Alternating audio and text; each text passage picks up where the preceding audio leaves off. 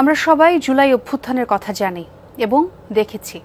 দেশের জনগণ একত্র হয়ে লড়াই করেছে, কিন্তু দেশের বাইরে থেকেও যারা আমাদের লড়াইয়ের সাথে ছিলেন তাদের কতজনকে চিনি।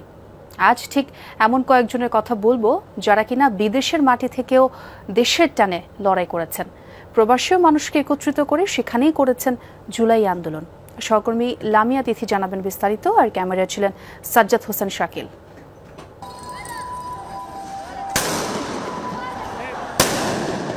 ২৪-এর ১৮ জুলাই আন্দোলনরত ছাত্র জনতার উপর চলছে বৃষ্টির মতো গুলি।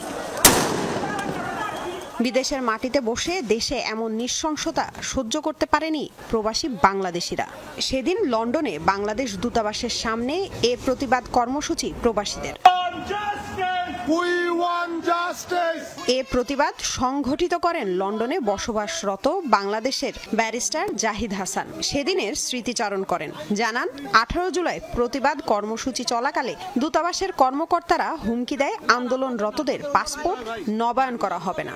যখন আমাদের ফুল ডিটেলস নেওয়া হলো, কারণ আমরা যখন লেটারটা জমা দিই ওখানে নিজেদের পরিচয় সহ সাইন করে লেটার জমা দিই, এবং মোটামুটি শিওর ছিলাম ওকে হয়তো বা বাংলাদেশ পাসপোর্ট যদি এই সরকার থাকে বাংলাদেশে হয়তো আমাদের আর যাওয়া হবে না এবং আমাদের পাসপোর্ট আর রিনিউ হবে না। তৎকালীন আইসিটি মিনিস্টার জুনায়েদ আহমেদ পলক একটা প্রেস ব্রিফিং করতেছেন, আমরা নাকি লন্ডন এম্বাসিতে হামলা করছি এবং আমাদের চিহ্নিত করা হয়েছে, আমাদের বিচার করা হবে। সো আমরা মোটামুটি শিওর ছিলাম যে বাংলাদেশের দরজা হয়তো আমাদের জন্য বন্ধ হয়ে গেছে। সে আন্দোলন ঠেকাতে পুলিশ ভ্যান ডাকে দূতাবাস কর্মকর্তারা, তাতে যেন আরো বেগ পায় প্রতিবাদী কণ্ঠগুলো। আমার দেশের পুলিশ আমার দেশের মানুষের গুলি করতেছে, এটা আসলে মেনে নেওয়া সম্ভব ছিল না।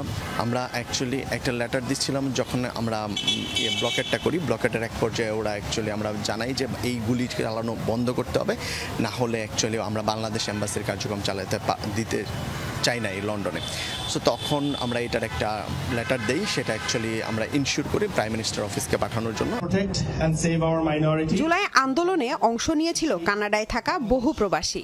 দেশে যখন ইন্টারনেট বন্ধ, তখন এখানকার নানা তথ্য আর ফুটেজ জোগাড় করে ইন্টারন্যাশনাল মিডিয়াতে প্রচারে সহায়তা করে আবু তাজ। দুঃখ কষ্ট হচ্ছে বলবো, সবচেয়ে বেশি ভয় লাগছে যেদিন ইন্টারনেট এবং সেলফোন কানেকশন বিচ্ছিন্ন হয়েছে। ওই দিনের যে নার্ভ ব্রেকিং টেনশন, ওই দিনের যে ভয় আপনজনকে হারানোর, জানি না কি হচ্ছে, কে বেঁচে আছে কে মারা গেছে, we don't know, it's all assumption, it's all in our mind going on, and ভয়ে ভীতি কষ্ট দুঃখ আস্তে আস্তে বাড়তে থাকে।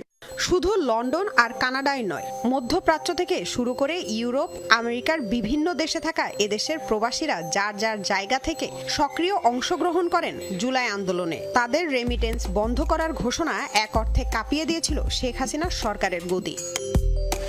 লামিয়া তিথি, যমুনা নিউজ, ঢাকা।